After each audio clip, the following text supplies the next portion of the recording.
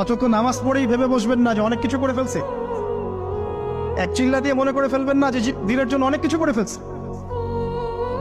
একটা হজ করেছেন, ওমরা করেছেন, সিয়াম রেখেছেন, দিনের জন্য দান সৎকার করেছেন, একটা মাদ্রাসা মসজিদ করেছেন, ভেবে বসবেন না আপনি সব অনেক কিছু করে ফেলেছেন এবং অন্যরা সব কক্রোচ তেলা পোকা, ওরা জাহান্নামে যাবে এমনটা মনে করবেন। জানি না আমরা যে কার আমলের কতটুকু আল্লাহর কাছে কবুল হচ্ছে।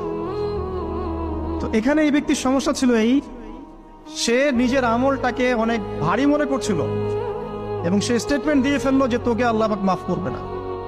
এই একটা কথা মন থেকে বলার কারণে তার ইহকাল পরকাল দুটা বরবাদ হয়ে গেল, সে জাহান্নামে চলে গেল।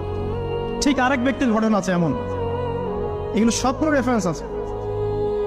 এক ব্যক্তি প্রচুর ইবাদত করত, আল্লাহ পাক তার ইবাদত করার জন্য পাহাড়ের চূড়ায় একটা সুন্দর ব্যবস্থাও করে দিয়েছিলেন। সেখানে ডালিম গাছ হতো, ঝর্ণা আসতো, খাবারের কোনো অভাব নাই। হাদিসে এসেছে 500 বছর সে ইবাদত করেছে। কত বছর? কিয়ামতের মাঠে এই ব্যক্তির অবস্থা এমন হবে, তাকে জান্নাতে প্রবেশ করানোর জন্য নিয়ে যেতে বলা হবে যাও আমার রহমতে জান্নাতে চলে যাও। আল্লাহ পাক তাকে এই কথাটা বলবেন, কিন্তু এই ব্যক্তি বলবে